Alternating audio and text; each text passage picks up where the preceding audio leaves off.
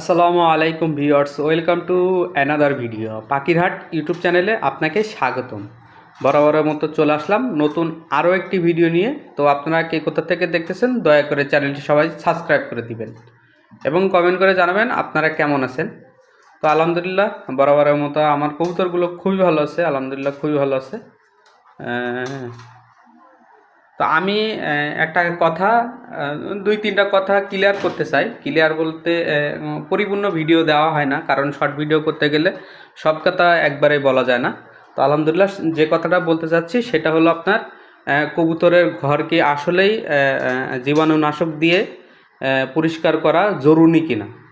তো এগুলো আপনারা যারা কবুতর পালেন মাশাল্লাহ আমার কথাগুলো হয়তো বুঝবেন, কেউ বুঝবেন আবার কেউ বুঝবেন না, কিন্তু ক্লিয়ার করা দরকার, সেটা আমি ক্লিয়ার করতেছি। তো আলহামদুলিল্লাহ আমি কবুতরের ঘর এবং কবুতরের যে টেরে থাকে, যারা খাঁচায় পালেন এবং খাঁচায় পালেন আর যাতেই পালেন না কেন, তো আমি কবুতরের ঘর প্রত্যেক দিন পরিষ্কার করি।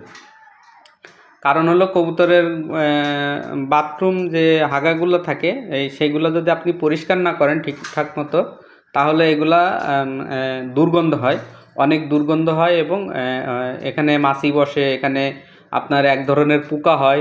তো এইগুলো থেকে কবুতরকে দারুণভাবে আপনার একটা যদি পরিষ্কার না করেন, তাহলে মনে করেন যে একটা অসুখের মুখে কি একটা বিপদের মুখে আপনারা ঠেলে দিচ্ছেন। যারাই আজ পর্যন্ত হলো এরকম করেন না তাদের কবুতর দেখবেন, আর যারা ভালোভাবে পরিষ্কার রাখেন তাদের কবুতর দেখবেন।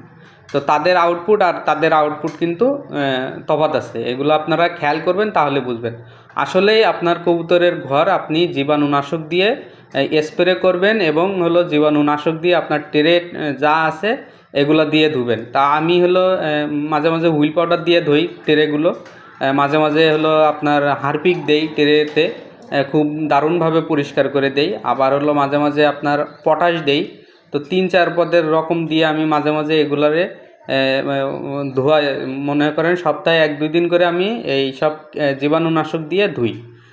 এর ভিতরে আপনার প্রত্যেক দিন ট্রে তো ধুই, এটা তো আছেই। তো আলহামদুলিল্লাহ আমার কোনো গন্ধও ছড়ায় না, আবার হলো আপনার কোনো ইয়ে মাছি টাছি কি বলেন কিছু বলেন, আল্লাহ রহমতে এগুলো হয় না। তো আমার কবুতর হাজার গুণের সুস্থ আছে এবং ভালো আছে। তো শীতের সময় মনে করেন যে কিছু কিছু কবুতর রাখা সমস্যা, কবুতর এবং হলো বাচ্চা করা খুবই সমস্যা। এগুলো আমি আপনারা যারা কবুতর পালেন এইসব কথা সব কথা বলতে হয় না। তারপরে হলো